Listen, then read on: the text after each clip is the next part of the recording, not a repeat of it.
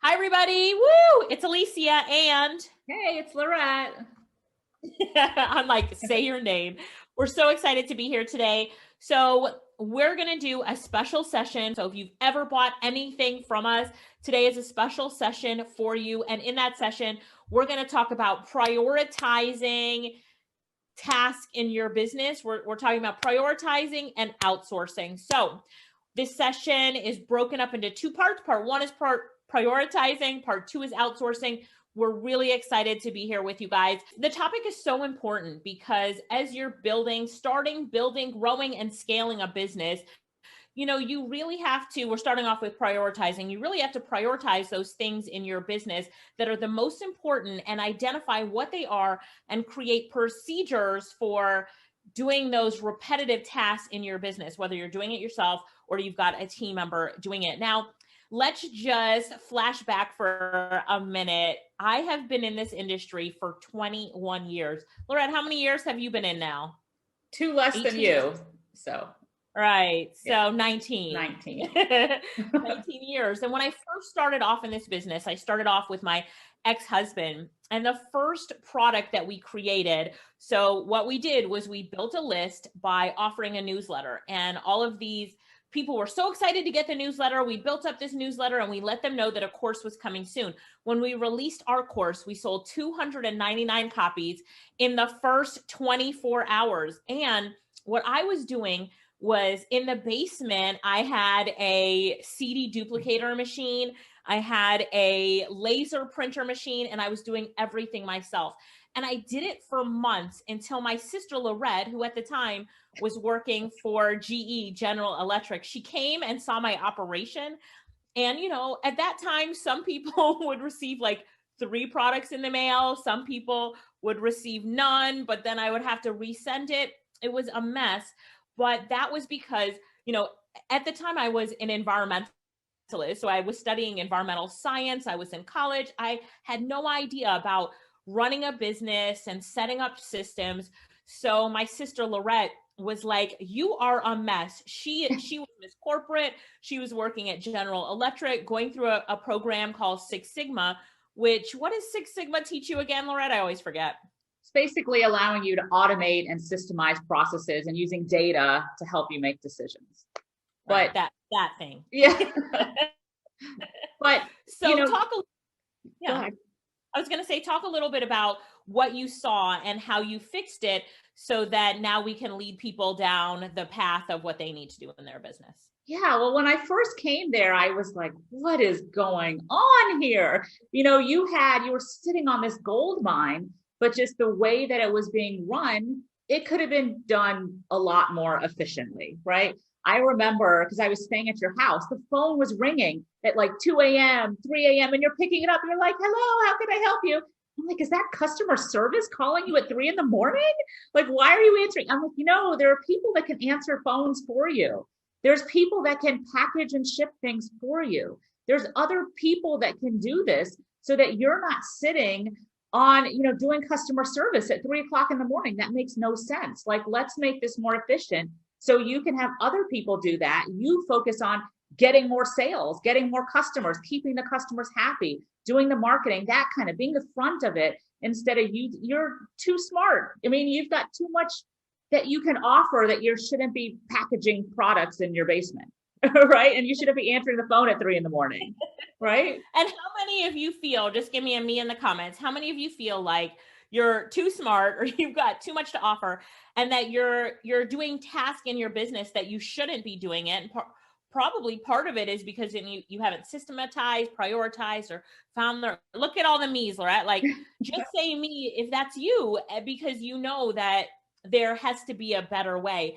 And now for those of you who are just starting or building a business now, you can say, you know what, there's a better way to do things. I need to know this from the start. So let's talk about prioritizing the things in your business that you should be doing and shouldn't be doing. Because Lorette, a lot of times people just think that everything that's to be done in their business, especially when starting out, that they should just do it all. And I know that you often teach people, you know what, learn how to do the different things just so that you know what task you're outsourcing.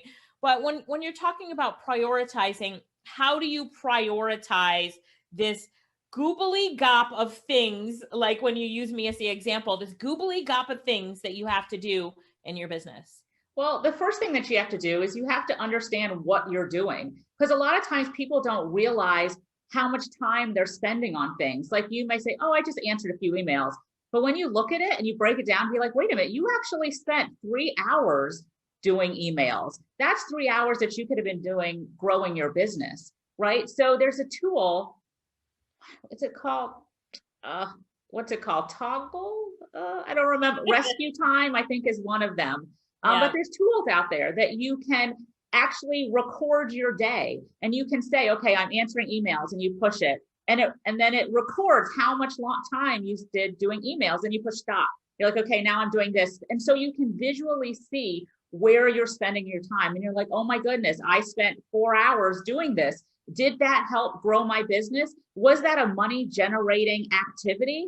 If it wasn't, that's something that you can take off your list and then put something that's actually going to grow your business. That's how you can help prioritize. What are you doing on a daily business that's money generating, revenue generating, that's going to help you grow your business? And are you doing it? Or are you busy packaging things, right? So how can how do you do that? The first thing to do is to understand how you're spending your time and how you're spending your day. Once you're doing that, then you can see how to divvy it up and what to outsource and what to prioritize. Okay, got that. So now that you've divvied it up, we often say that you should spend 80% of your time marketing your business, like 80% on marketing and sales and 20% on, making sure that the business is running, the customer service, the small tasks Because all that, of that is still important. You shouldn't right. stop it. It's just that you shouldn't be doing it because there's other people that want to do it, are willing, are begging to do it, right? There's a whole, Right. and we're going to talk about that, but there's a whole bunch of people that would love to answer your emails for you, right? While you do something else. So let's talk about task lists now. Now that we understand you need to look at where you're spending your time. And I do think it's called rescue time or something like that. So maybe you can look for it real quick, Lorette, while we're talking. Let's see if you can Google it. And, look at your blocks of time, how you're spending time, and don't cheat yourself. Really pay attention to where you're spending Yes. the time. It is called rescue time. Yes. Rescue time. So pay attention. Don't cheat yourself. Don't lie, because you're only lying to yourself. And Right. because I know that when Lorette first had me do it and I looked at it, I was like, oh, I don't want to share this with anybody. And so something else, Alex Mendosian, a good friend of ours, one year for Christmas, he sent me a kitchen timer and just a little note that said, this will help you with your day and with your time. So set the timer to work on specific tasks. So I set the timer 25 minutes email, and I would go and I would watch the timer and I would go and answer email. And when it was over, it was over. And then I would move on to the next thing. Like I would write it out on a piece of paper, 25 minutes here, 25 minutes. And I could actually schedule and see how my day is scheduled. And I know that a lot of top performing business owners schedule out their day by the minute. Like they block their time and schedule their time so they know where they're spending their time. Now, I think that's great. So hopefully you guys got some good tips. Yes. Give me a yes if you got some good tips from that. Yes, yes, yes. And Alicia, So another thing that I like to do with the prioritizing tasks is sometimes I'll write down some of the tasks that I have to do and I'll put dollar signs next to it. And I'll look at the ones that, hey, this one is going to make the biggest impact in the business. This is the one that I need to focus on. And that helps me prioritize things as well. I like that. So when we're talking about task list, so we're talking about making a to-do list. And I know that to-do lists work for a lot of people. So whether it's pen and paper or there's like apps and software and all sorts of things to create your to-do list. But let's talk about the fancy word for a to-do list, or after you've identified those stuff on your to-do list that you do repetitively, you create that item on your to-do list that's a task into what we call a standard operating procedure or an SOP. I like to say an SOP is a really fancy word for an instructional to-do list. But Lorette, what is an SOP? Why is it important? And even if you're just doing a task yourself, why is it important to outline that? Yeah, it's very important because a lot of things are repetitive. It's a process. So, for example, I have a digital agency, right? So, when somebody comes in as a new social media client, there's processes, there's steps that they go through. First, they fill out the, they pay for the service, they fill out the onboarding, they get added to our project management tool, they get at like there's steps that they have to do. Then we go to the designer, we do this, and but it's the same each time. So now when a new client comes into our system, the social media manager and the designers, that they know exactly what to do. They know, and therefore it stays consistent. That's one of the reasons why franchises work so well. So the example I like to give is McDonald's. When somebody buys a McDonald's, it's a business in a box. They have all these, the French fries need to take this long. You go through the drive-through, it needs to take this long. Like there's procedures for everything that makes it easy, that you can't mess it up, right? So that's the goal of standard operating procedures, is that it's a process that you follow, you do it, you repeat it, you know that it works. So you just keep doing it over and over. Think of it as like a McDonald's, like a franchise. You're not supposed to mess it up because it's the same thing every time. And the great thing about it too, is that as you hire new people into your business, because you're going to grow, right? You don't have to regurgitate everything over. You say, here's the procedures. When somebody comes in, these are the steps that you do. Of course, you're going to have an orientation or something like that, but they're all the steps outlined so they don't miss a beat. I love that. I love that. And so a standard operating procedure, like I have one for LinkedIn, for example, and it just says that when I go onto LinkedIn, now I outsource this to somebody, but when I go onto LinkedIn, here's what I should do. Step 1, step 2, step 3. Because some days, if I was to do it myself, some days I would have a brain freeze and be like, what am I supposed to be doing on LinkedIn again? I mean, we've got so many things coming at us that it's so important to just really document what we're doing. So we're not talking about outsourcing even yet, although you need this in outsourcing. But so we'll talk about that in a few minutes. But as we're talking about our own business, we're like, okay, so we need a standard operating procedure even for ourselves. So what we need to do. Now, how often do you revisit that SOP and adjust it, Lorette, to make it better, to improve on it? What is the process or the standard for, going back and looking at it to make it better? Well, that's a good idea, because a lot of times it will change and it will get better. So as things happen, voice of the customer is something that we hold is very important. So for example, in my onboarding form, some people are like, I don't understand, or I didn't get my welcome message or something like that. Then I'll be like, oh, well, that must be a hole. Like we don't have the proper procedure in place for that welcome message. Let me fix that, right? So then we fix that inside of the SOP to make sure that welcome message is getting sent out. So it's important to listen to your customers and use that to help adjust and make your SOPs better. If you guys got that, type "got it" in the comments. That's a big one. It's like, as got it. Yes, type "got it." What'd you say, Lorette? VOC, voice of the customer. Yeah, VOC, voice of the customer. So you're saying type VOC instead of "got it." So yes, all right, type VOC to make sure that you understand that, because that in and of itself is how you improve a business. So it's not just always staying the same, but it's improving a business, which is so important. And I think so many of us entrepreneurs, because we have a lot of entrepreneurs on here and a lot of people here who are ready to be an entrepreneur. Like they're walking into that path. They're ready to make their first million.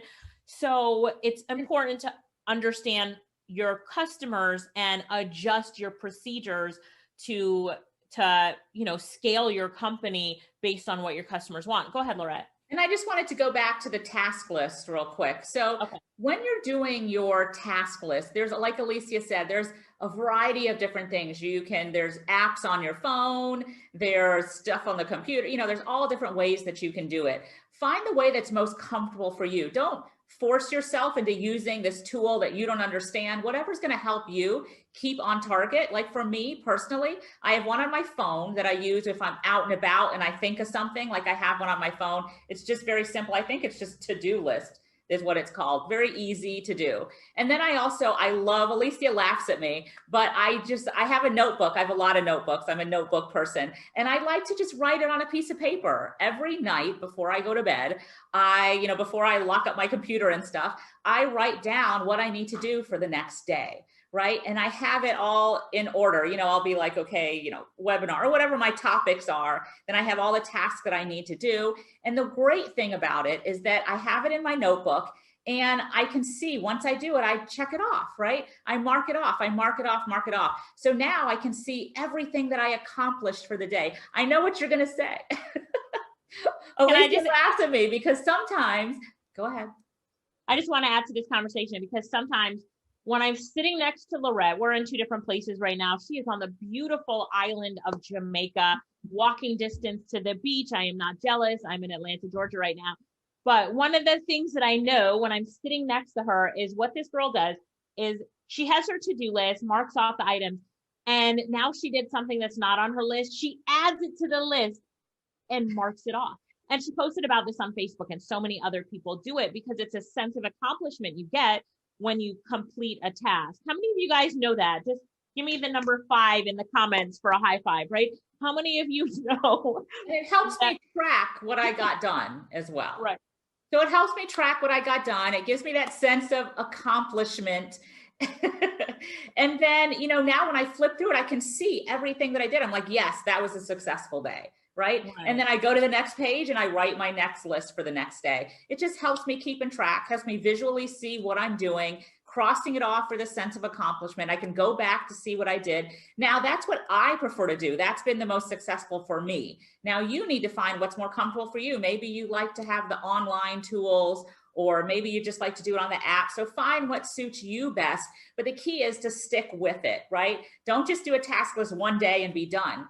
And when you do your tasks, make sure that you make it so that it's realistic. I was working with somebody and they did a task list. It was like so long. I'm like, there's no way you can get through that task list. Like that's unrealistic. Let's start over and do a realistic task list of the things that you need to get done. You may have a giant task, break it down into pieces, right? So it's a big task, break it down into pieces. And, then you can also think about how you're going to be delegating that as well. So make a realistic task list, be consistent with it, and cross them off, check them off, make sure that you get things done and keep moving and do it on a regular basis. It's going to help you stay on track. I know we were traveling. I think we were in Malaysia and I had a task list of like 28 things that I wanted to get done. And Lorette was like, no. Talk about the first 3, like outline the first 3 things that you want to get done and leave the others on your list of things that you keep in view. KIV, she calls it, keep in view. But those 3 tasks, focus on the tasks that move your business forward, the things that you need to get done that are urgent and important. And then she said, let's look at the rest of them and see what we can outsource. And I know the remaining tasks, we outsource like 75% of it. So Lorette, my dear sister, with her amazing, you come to the internet marketing or the digital marketing and entrepreneurship field with this corporate experience in project management, information technology, Six Sigma. So you bring that into the internet marketing space for creatives. Like, I'm a creative. I'm not the Excel. I'm not a creative. And you're not a creative. So you've helped me as a creative to understand how I need to, prioritize and organize and think differently if I want to expand my business.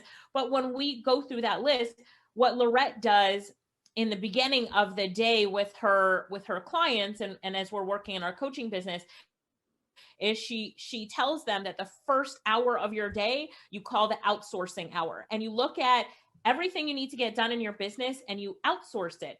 And we're going to talk about the tools in a minute that you can use to make this really effective, but you take those things and you give it to someone else to do. And all you're doing in that hour is you're checking on, right, your team or the people you outsource to that were given tasks to do and how they're doing. So that outsourcing hour, I love it sometimes when Lorette says, yeah, I just worked that hour a day in my business, my outsourcing hour, and another hour later on doing a live or whatever you're doing marketing wise. But because so many of your tasks and things that you need to do get outsourced, you are able to leverage other people's time to do the tasks that you need to do in your business so that you can focus on growing and expanding your business and those marketing tasks as well. So let's talk about tools. You ready for tools? Yes. You guys ready for some tools? Give me a yes in the chat box if you're ready for some tools. And we're going to keep this simple with free tools. Okay. So my first tool that I love is the Google Suite. So of products. So I use Google Drive, like Google everything. And Loretta's too. Lorette, why do you love, and maybe give an introduction for people who are not familiar with the Google Suite. Yeah, well, one thing that's great about the Google Suite is that it updates things in real time and you can share it with your team. So, I mean, I was thinking about this back in the day, like when you would have an Excel sheet, for example, you have to send it back and forth, email. You have like version 1, version 1.2, version 2, version 3. I have like 50 versions on my computer. Version 2221, yes, I know. But you don't have to do that anymore with the Google Suite. So you have one document, you share it with your team, you update it real time. It really is a game changer. So you definitely need to be using that with your team. So instead of using, like, I don't use Microsoft Office at all. I haven't used it since Google came out with it. No. And so I don't even, I mean, I think I have Word on my computer. Do we have Word? We have the same computer now, right? Laurette's like, I don't know. I have a Mac and a PC, but we use everything in Google Docs. So when we're using and Google Slides and everything, it makes team collaboration so much better. If you're unfamiliar with it, make sure that you just look up and learn about Google Docs, Google Sheets, Google Drive. All of our files are stored on Google Drive. Docs takes the place of Word. Slides takes the place of PowerPoint. Sheets takes the place of Excel. And it is an amazing collaboration tool. So we use all those Google tools.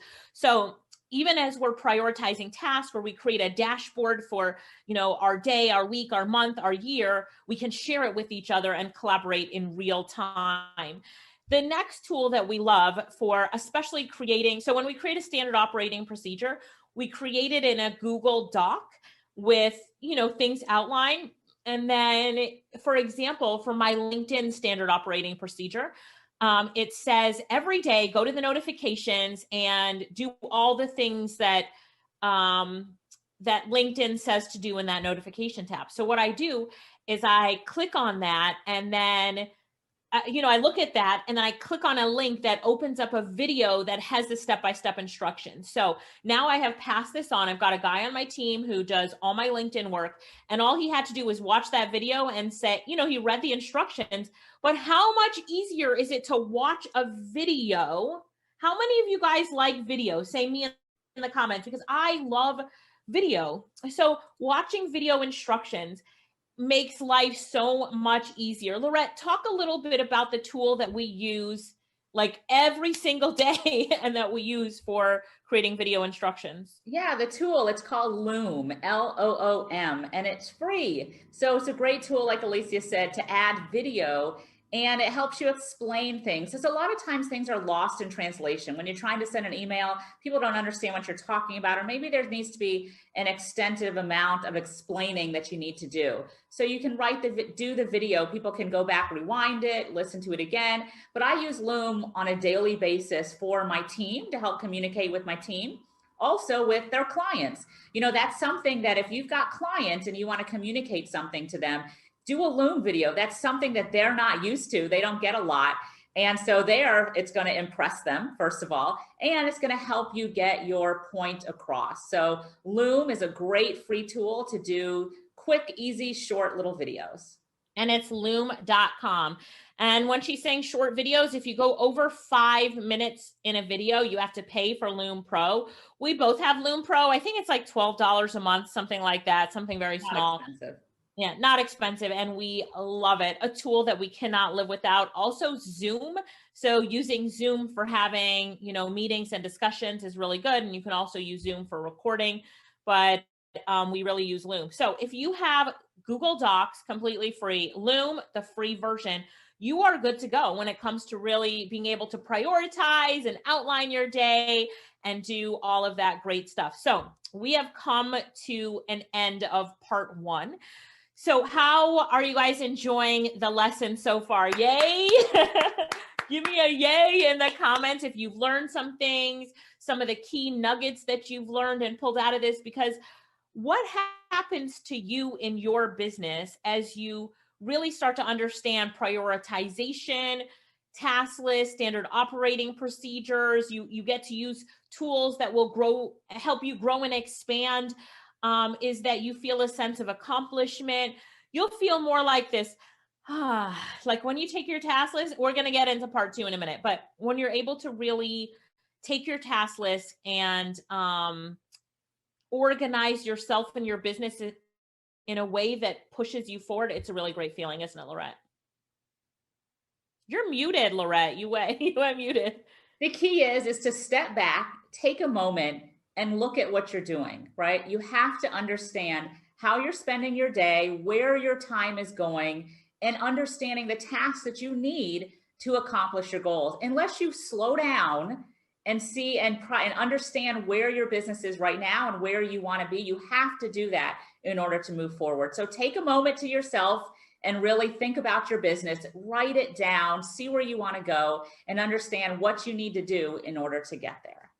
All right, part two is outsourcing. We're going to give you resources. We're going to show you and teach you all of the things that you need to know to be able to outsource efficiently and effectively in your business. If you're ready for outsourcing, say ready in the comments below. Ready, ready, ready, ready.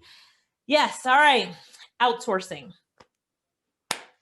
Let's talk about outsourcing. So Lorette released a course back in 2005 called Outsourcing Made Easy. And it was the introduction for a lot of internet marketers in that time. Wow, that's like, how many years ago is that, Lorette? Lorette's like, a long time. I know people are looking at you and being like, but how old was she back then? I was like 10. She's older than she looks. But it was really the beginning for a lot of people to understand outsourcing. And this was you looking at what I'm doing in my business and saying, you're doing so many things that you shouldn't be doing in your business. So let's talk about outsourcing. So we talked about prioritizing, task lists, standard operating procedures, all that kind of stuff already. Now let's talk about outsourcing. So let's go back to when we were in Malaysia and I had that long to-do list, and you're like, all of this here, you can outsource to someone else, right? And we're talking about that. And even though I know so much about outsourcing and I outsource so much, sometimes we forget that we could outsource so much. Go ahead. So the key to that, Alicia, like you were saying, your big list is to understand what you are doing and what you can outsource. We talked about in part one using the tool Rescue Timer, right? Because there you can actually record what you're doing for your day and see in that day, what can you outsource? I know sometimes I'm guilty of it. I'll start doing something. I'll be like, wait a minute, whoa, why am I doing this? And then I'll stop and I'll say, okay, let me give this to, whoever. So for example, our team, they have their own daily tasks and things that they do on a regular basis as part of our outsourcing team. But then things pop up throughout the day, like for example, right now I need to do some Google research and find some list for some sites that I need for international. Now, I shouldn't do that, spending some time Google researching and putting together this list, but I started doing it. And I said, wait a minute, why am I doing this, right? And I found and I outsourced it to one of our team members. So you have to understand what you are doing on a daily basis. And sometimes, even if you're not recording it, just write it down, write it down. These are the things that I do, right? These are the things I do. Emails, I'm doing research. Now you look at that list and you say, okay, this outsource, I can outsource this, I can outsource this, and find what you can outsource out of your list. And even if it's some things that you're not doing right now, but you need to be, right? Like maybe you need content for your blog, for example. You're not a writer, you haven't started it, but it needs to be done. That's something that can be outsourced as well. So look at your business, see what you're doing right now and things that you want to be doing and where you can outsource and delegate those tasks. I love that. So let's talk about some of the places that we outsource to. and how we find people. I will say that my favorite place that I use is Fiverr, Fiverr.com. I love using Fiverr. Yes, Five, like the number five, RR.com. I love using Fiverr because it's so easy to find someone. So you can go on the site, type in what you're looking for, and find someone to get the job done. What are some of the things that we should be looking out for on Fiverr, Lorette? Let's talk about maybe reviews and ratings and all that kind of stuff. So we said, all right, we need a logo design for our business. Do you know that for so many startup business, they get stuck at the logo? They're like, I Keep don't even moving, know. right? Huh? Just keep moving. Like, don't let your logo stop you from growing your business. Right. But where can you go to get one done, and how much is it going to cost you? Well, I would go to Fiverr if I were you, and talk about how you find somebody, Lorette. Yeah, well, one of the great things that I love about Fiverr as well is that it's a one-time thing. So, for example, you need a logo done, maybe a business card, some graphics. You don't have to hire somebody. You don't have to get a full-time employee to do that. You can hire them to do this specific task, pay them for the job, and that's it, right? So a lot of you say, "Oh, I can't afford to outsource." Yes, you can. Yes, you can. Find different ways, or maybe eliminate some things in your business, but you can definitely afford to outsource, right? You can use places like Fiverr. You can find people that are $200 for logos, but then you can also find somebody that's $5 for a logo, right? So it's up to you on how much you want to spend, but there's very talented people there. You hire them and you move on, right? So that's the great thing I like about Fiverr. And the talent pool there is amazing, right? The talent pool is amazing. So now when you're looking to hire somebody, depends on what you want them to do, but you always need to make sure to look at their gallery, right? Their portfolio. So if you want to hire somebody for a logo, they all have a gallery of their logos that they've done. Look at them and see what kind of logo you want. You want to also look at their reviews, look at the kind of reviews that they get, and use that to help make a decision as well. Another thing that I personally like is that Fiverr has a feature on there that you can see if people are online, right? So it's like a little green button showing that they're online. So you can chat with them right there and don't have to wait for them to respond to you for an email. Usually if they're online, you send them a message, they send you a message right back. So you can usually get things done fairly quickly on the platform for a great price and great talent. I love that. So if you're taking notes, which you should be, number one was portfolio. Look at their portfolio, see, you're going to resonate with some people's work more than others. Number two was reviews. Look at the reviews that they've gotten. So I don't hire anybody who has less than a 4.8 overall review. So they have to have at least 4.8 stars in their review. And then read like the last 10 people who reviewed them to see what the people say about them. I feel that is so important, Lorette, like reading and looking at what other people are saying about them before you hire them. So number one was portfolio. Number two was reviews. Number three is if you need to move fast, which a lot of you like to move really fast, right? Type me in the comments if you like to move fast. And after this, hopefully you like to move faster, right? Me. So yes, everybody wants to move faster.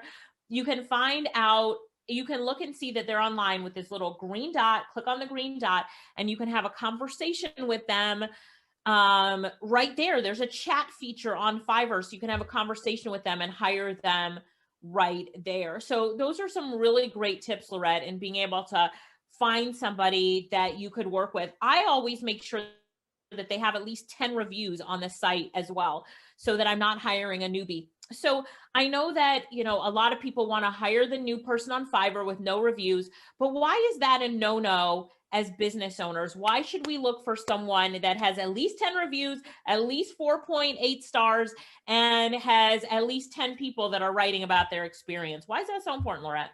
Well, you want to have somebody that is knowledgeable in the field, has a background in it, and can get it done without you having to teach them or show them what to do.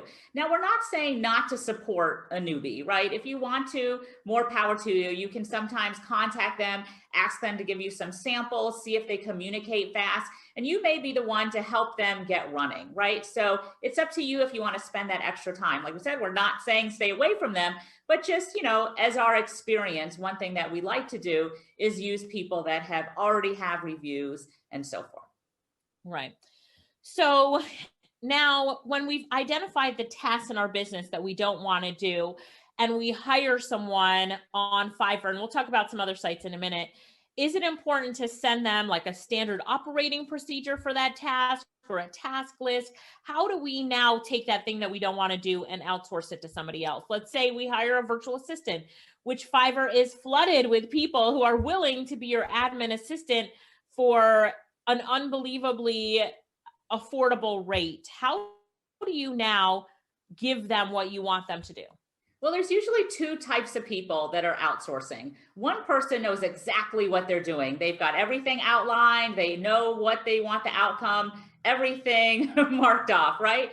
There's that person, right? You do the videos, you hand it off to the outsourcer and they complete it. Great. But then there's also another type of person that outsources that really doesn't know what they want to do, right? They just know that this is the end result that they want. Like, I want this on my website, but they don't know how to do it or anything like that. So you have to look for the provider that fits what you need. So for example, if you don't know what you're doing, I wouldn't hire a newbie, because the newbie may not know what you want either, right? So if you've got all your dots, you know exactly what you want, then you may want to go with a newbie. So it really depends on you, and if you know exactly what you want, or if you don't know what you want, right? So if you don't know what you want, then you need to go with somebody that's experienced, that can guide you and basically tell you what to do, right? So for example, we have a web guy. Now, I'm not an expert when it comes to web tech, web stuff. I know how to build a website, but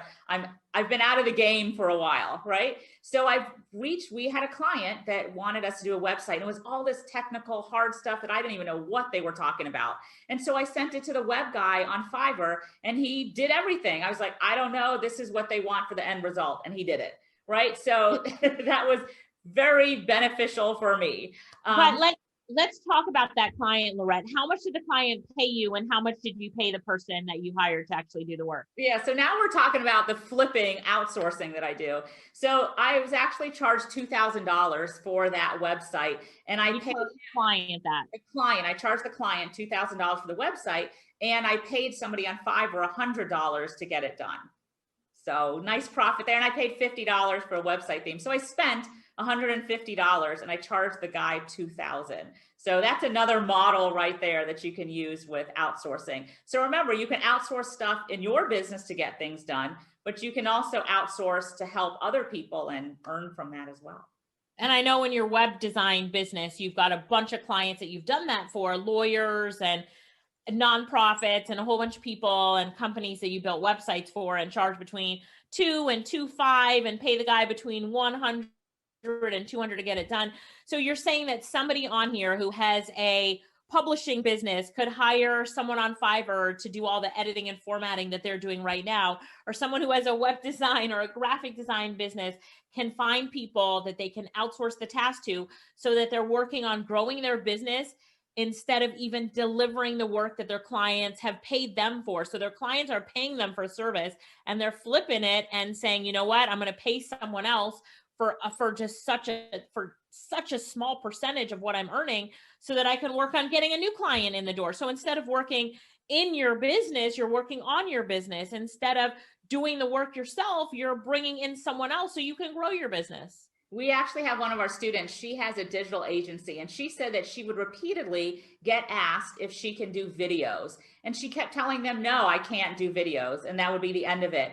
And then I remember I told her this strategy, and she's like, oh my gosh, this just changed my whole dynamic. Because she's like, now people are asking me if I can do videos, and I say yes. And then she goes to Fiverr and she hires somebody to do the video for her, delivers it, and they're so happy. So now she can do these things that people are asking her for, and it's allowed her to expand her business, get more revenue, and keep her clients happy, and to keep her clients with her. Right? So now they're not going somewhere else. They're doing everything with her as a one-stop shop, because she goes and outsources it to fulfill whatever they need. All right. So let's pretend that I'm her. What's her name? Let's just make up a name. Let's say Amy. Let's pretend that I'm Amy. So now Amy used to say, no, she can't do the video, but now whatever a client throws at her, she says she can do it. So Lorette, I'm Amy. Throw something at me that you want me to do for you as a business owner. And let's see what I say. Hey, Amy, I really love what you're doing for my social media. Do you think you could do some videos for me? Absolutely. Absolutely. I can do some videos for you. So let's talk about the videos you want to get done, and I can do it. Awesome. I also want to know if you could do some mobile app. Do you build mobile apps? I do build mobile apps. You want a mobile app? I can build a mobile app. Yes. What else do you want, Lorette? What else do you need in your business? I think that's it for right now, but I will definitely be coming back to you when I need anything else. Well, I think your website also needs an overhaul. So let's see how we can make your website more mobile responsive. I looked at it on my phone and it wasn't so responsive. Would you be interested in me submitting a proposal to you for making your website mobile responsive? Great. Thank you. Yes. You're welcome. You're welcome. All right, great role play. So the key right there is that whatever someone asks you to do in your business, you can say yes. And so, Alicia, we've really talked about two ways to use outsourcing, right? So the first way is using outsourcing in your own business, right? To grow your business, to have you focus on working, to grow revenue generating. And then we also talked about the second method on growing your business by outsourcing to other people, like helping your clients with the example we just gave about Amy or me and my website business. So opportunities to grow your business even more. Right.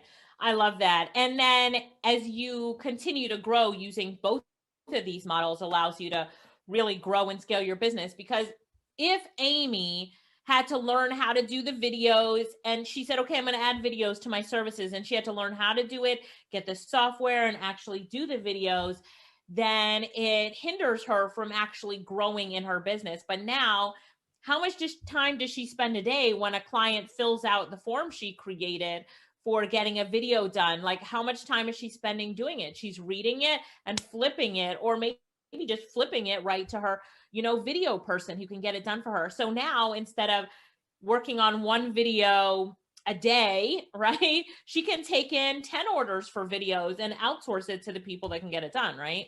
Right. Also, another thing that I wanted to bring up, one thing that when people talk about outsourcing, one of the key things that they always talk about is outsource the low yield, like the tasks that you shouldn't be doing, like the little menial emails or shipping out packages. But you can also do some outsourcing that's going to be revenue generating as well. So when you're delegating these tasks, think about tasks that you can delegate that's also bringing in revenue, not just the tasks that you don't want to do, not just the low yielding tasks, but what tasks can your outsourcing team, that your team do, that's going to bring in revenue as well. I love that. I love that. Now, you guys have learned a lot so far. Woo! It's like, woo! But at this point in the presentation, you should be excited about your future, about your business, whether you're working to your first million or you've already made that million and you're working towards your second, your third, your fourth, your fifth, your sixth million. Like, really, to grow your company is to understand how you can leverage other people, leverage their skills and leverage their time in order to grow your business. I think that word leverage is so important. It's like, when I think about, well, Lorette, why do you think leverage is so important? Well, there's so many people out there with a great knowledge and experience. You can't expect to know everything. You may think that you're brilliant and you're superwoman, superman, but it's unrealistic for you to be the amazing. What did mom used to say? She said, you can't be the chef, the cook, and the bottle washer. Right. Right? So you focus on something, like you can't be the jack of all trades, right? You focus on something, you focus on your strengths, whatever your weaknesses are, delegate that, right? Delegate that. And that's going to help you reach to that next level. I love that. I love that. Let's talk about reaching to the next level. We only have a few minutes left before this session is over, and we're going to miss you guys. I hope that you've really enjoyed this session. So we have a masterclass coming up. It's called Outsourcing Made Easy. And this is like part 2, because Lorette had the first course in 2005 called Outsourcing Made Easy. But what we're going to do is we're going to spend an hour with you. Actually, I think it's a 2-hour masterclass. So, right. Yeah. It's a 2-hour masterclass called Outsourcing Made Easy. And this is where we're going to teach you how to prioritize a task in your business, how to outsource them. We're going to dig into how to use Fiverr. And also, there are 2 other places that we hire people that we haven't gotten into yet, because we want to show you the screen and actually walk through using these resources. So we want to do this with you in the Outsourcing Made Easy Masterclass. So we're inviting you to join. You will see a link somewhere around here in the comments box for you to join that masterclass. Now, I'm excited about the masterclass because I know what outsourcing has allowed me to do in my business. I know what leveraging other people's time and resources and skills has allowed me to do in my business, and Lorette and the businesses that we have together. But Lorette, why do people love this masterclass so much? What do they get out of it that they say, you know what, I'm so much better in my business, it's going to add 5 zeros to the end of my business? Like, what are they saying about it? Well, one of the great things is that it gives a lot of clarity in their business. Like, they have an opportunity to see, okay, now I see what I'm doing wrong, what I need to do. So it's very eye-opening. So a lot of clarity.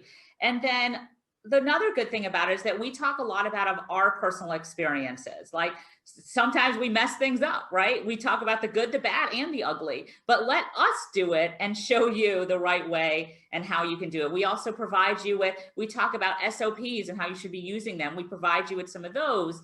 We provide you with basically the blueprint, the roadmap, in order to take your business from where it is now, how to leverage the knowledge, the experience of other people through outsourcing, through prioritizing, and then also understanding tasks, delegating, all of that stuff that you need to really go to that next step. You can only do so much if you're doing it all by yourself, right? It's just, you can't scale and you can't grow, right? So you've got to find a way in order to do that. And it's through outsourcing, and it's through getting a team. And you don't have to spend a fortune to do it, right? You don't have to worry about employee compensate. Like, you don't have to do all that stuff. We're going to show you how you can keep it simple. I love that. I love to keep things simple, right? Keep it simple, keep your costs down, and at the same time, grow your business. Right. And I love what you said about keeping it simple, because a lot of times beginning entrepreneurs are stuck in, they want these things to be done in their business and they think that they have to learn them. I was talking to one of our students who was like, all right, I want to do Facebook ads, so I'm going to buy a course. What course is good? But she's totally not the Facebook ads person. She needs to focus on her business. So we actually found her someone on one of the other sites that we're going to talk about in the masterclass that's doing her Facebook ads for her, and she can't believe it. Or let's talk about your design business, Lorette. So I don't know how many orders you got today or yesterday, but I remember the one day last week, you're like, I just got 10 orders. It's not even 10 a.m. and you would outsource everything, and you are feeling so good about it. And we'll show people where they can hire someone full time for $300 to $600 a month, right? Full time. And this is your assistant that does your designs for us. Tell us about that business. Yes, well, I have a gig up on Fiverr to do designs for social media designs, and I don't do any of it. So I have the orders come in and I delegate them to her. She does it. I reply back, I deliver them, and that's it. Like, I don't do any of it. And she does everything, and it's my own design business, and I am not a designer. I don't do any of the designs, but I outsource all of it. So works out. And then you pay her just a percentage of what you're making in that business, and you keep that business profitable. I do. Yeah, I love that. How many of you would love a business like that? So a business where, or to take the business that you currently have and add, different systems and procedures in that business to allow it to run this way. Like, that's really exciting for a lot of people. So you need to join Outsourcing Made Easy. Join us for this 2-hour masterclass. We're going to dive into how to outsource in your business, who to hire. We even have our black book. Talk about the Little Black Book, LYTTLE, the Little Black Book. Yeah, so the Little Black Book is a collection of people that we've used or have been recommended or thoroughly researched, and we put it together in a Google Doc. In this Google Doc, we have it organized in different categories. So for example, we'll have logo design. Then we have the top people, like I said, people we've used, we've had great logos created, and we put them in this little black book. So for example, if you need a logo, you just go to the little black book, you click on the first person that we have for the logo design and you hire them for the logo. Or maybe somebody wants to hire you, outside, like for example, my brother-in-law, he does logo designs and he does graphics and stuff. He doesn't know anything about anything when it comes to graphic design, but people know that he does graphics. They hire him, for example, $200 to do a logo. He goes to Fiverr, hires somebody for $20, and then he delivers it to them. But those designers that he's hiring, we have inside of that little black book. The website guy that I use for all of our websites, he's inside that little black book. So you can get that without having to spend the time researching to find and trial and error. Just use the little black book of our vetted outsourcers on Fiverr. Woo, I think that is worth 10 times, 20 to 100 times the price of this masterclass. So Outsourcing Made Easy, so affordable. It'll get you started on the right path. So let me ask you this. If you could spend $197 to be able to, learn how you can scale your business to the first millions by leveraging other people, would you do it? If you could spend $197 to learn how to grow a business by working smarter and not harder, would you do it? Everybody's like, yes, yes, yes. If you could spend $197 to learn how to not learn, sorry, let me take back that word. If you could spend $197 to have access to the people that have been tested, that are proven, that are ready to work for you, they know that they're in this resource book and available to work for you, would you just get that book just to have people that, we have tested in the 10 years recently that we've been on Fiverr and working with people? Would you do it? Of course you would. So we're wrapping up this session, but I wanted to say thank you so much. We look forward to seeing you in the masterclass. Who's going to be there? Say I'm in if you're going to be there. If you're like, I'm in, I'm going to be in that masterclass, because you need to be there. You guys need to be there. You need to sign up for it. Find the link to sign up for the masterclass. Lorette, I want to say I'm in and I'm teaching the class. I'm like, I'm in. So I'm in. So it's been a really great session, guys. We've really enjoyed being here. Lorette, any final words about this masterclass and really about, building and scaling a business with the training that you need to take you to the next level? You just said it. The training that you need to take you to the next level. If you're ready to go to that next level, if you feel like you're in a rut and you're not making progress, then you need to be in this masterclass. You've got to continue making progress. That's, with anything that you're doing, you got to keep moving, right? You don't want to be in the same place that you were last week, last month, last year, right? How are you going to make this year different? How are you going to grow your business? How are you going to change your business? And it's going to be done by building your team and outsourcing. You can buy as many programs as you want. You can learn, but if you're not implementing and growing, and if you don't have a team to help you, you're not going to get to that next level. It's just a fact, right? And you have to do it by understanding and prioritizing what needs to get done to grow your business and having a team to help you get there. And in the masterclass, we'll show you everything, share our screen. You'll actually be signing up for the accounts that the same place we're using to outsource. We'll walk you through everything. It's going to be a lot of fun. It's going to be an amazing opportunity for you. And we look forward to helping you grow, expand, and multiply your business. Thank you so much.